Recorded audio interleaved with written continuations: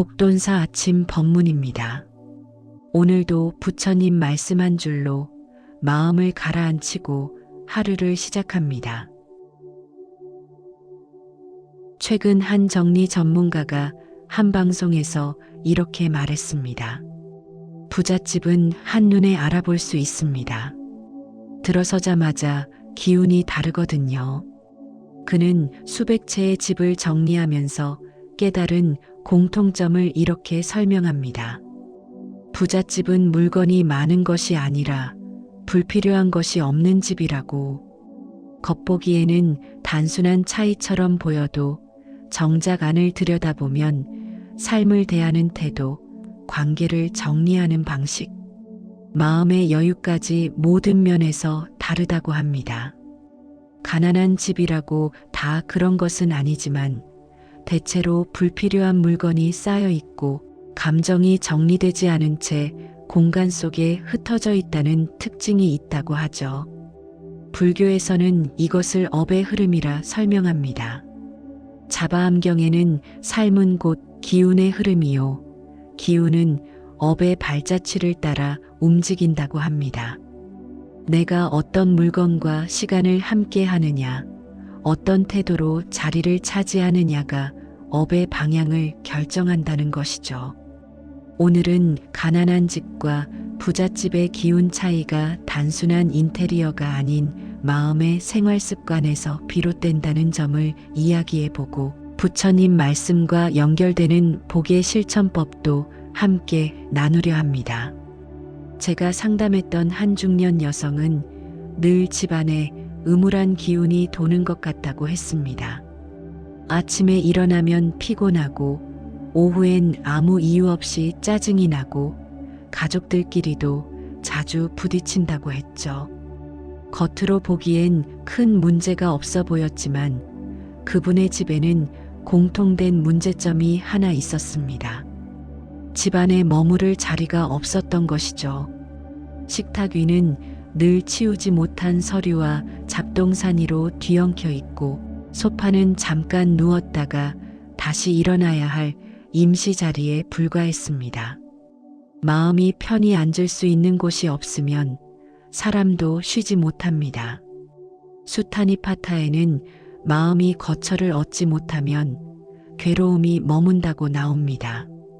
이는 물리적 공간만을 말하는 것이 아니라 마음이 쉴 틈이 없다는 뜻이기도 합니다. 복 있는 집이란 곧 마음이 앉을 수 있는 자리가 있는 집입니다. 조용한 의자 하나, 여백 있는 방석 하나라도 좋습니다. 그 자리에 햇빛이 들어오고 말없이 앉아 있을 수 있는 여유가 있다면 그 집에는 복이 들기 시작합니다. 이 실천은 거창할 필요가 없습니다.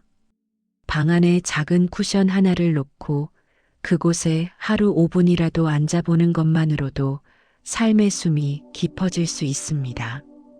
부자들의 집에는 공통적으로 남겨야 할 것과 내보내야 할 것을 분명히 나누는 습관이 있습니다.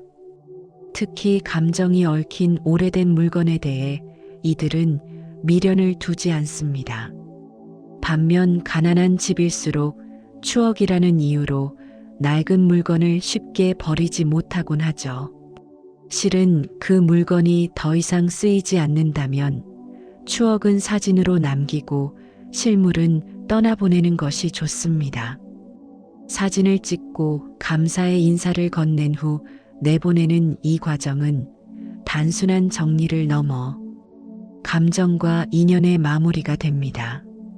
앙구따라니까야에서는 쥐고 있는 것은 마음이고 무거운 것은 몸이 아니라 뜻이다라며 정리가 곧 마음의 놓음이라는 점을 강조합니다.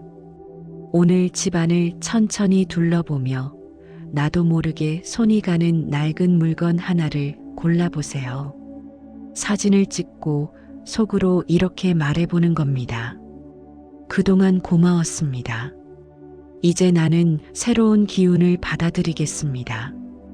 그것이 마음의 흐름을 바꾸는 첫걸음입니다. 복이 흐르는 집에는 정화의 기운이 있습니다.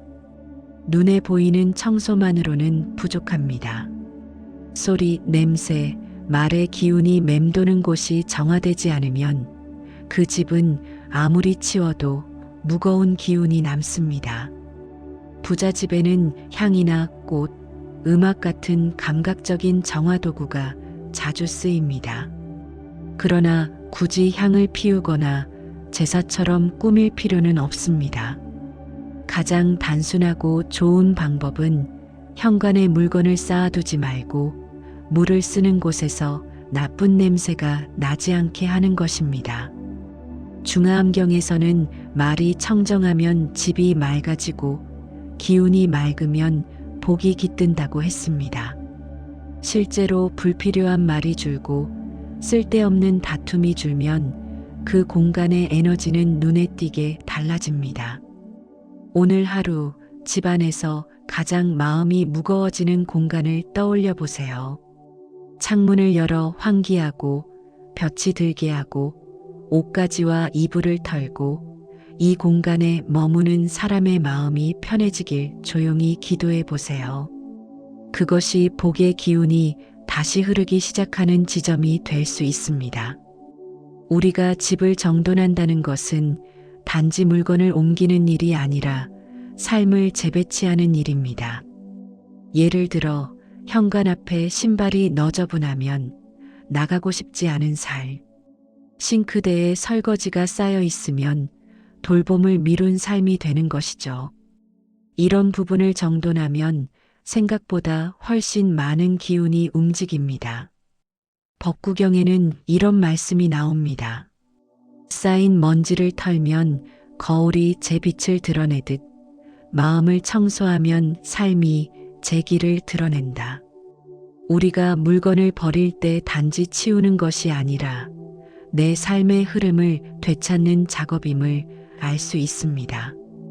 오늘은 특별한 날이 아니어도 괜찮습니다. 단 한 구석만, 오래 미뤄둔 곳 하나만 정돈해 보세요. 그 작은 청소가 나의 업을 움직이는 힘이 됩니다. 복 있는 집은 결국 그 안에 있는 이해 의식의 방식으로 완성됩니다. 부자들의 집에는 자신만의 리듬이 있고 가난한 집에는 타인의 흔적이나 미뤄진 감정이 남아있는 경우가 많습니다. 우리가 반복하는 말투, 사용하는 단어, 손이 가는 방향까지 모두 공간에 새겨집니다. 증이라 함경에는 뜻을 바르게 쓰면 행실도 바르고 행실이 바르면 세상도 바르다는 말씀이 있습니다. 그 말처럼 집을 바꾸는 것은 단지 공간을 치우는 일이 아니라 내 마음의 방향을 바꾸는 일입니다. 아침마다 나에게 한마디 말습관을 정해보세요. 오늘은 복을 드리는 하루입니다. 그 말 한마디가 공간에 머무는 기운을 달리하게 됩니다.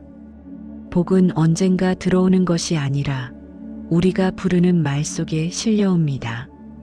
여러분, 지금 이 글을 읽는 이 순간에도 집안 어딘가엔 기운이 막힌 자리가 있을 수 있습니다. 자주 피하는 구석, 늘 정돈하지 못하는 서랍, 다툼이 잦았던 방. 이 자리는 그냥 공간이 아니라 여러분 삶의 감정과 마음이 머물다 간 자리입니다. 법구경에서는 기운이 살아있는 자리에 복이 머문다고 했습니다. 오늘부터 5가지 실천을 해보세요. 하나, 방 안에 앉을 자리를 하나 정하고 하루 5분이라도 그 자리에 앉아 마음을 쉬게 하기. 둘, 정리하지 못한 물건 중 하나를 골라 사진을 찍고 정리하기.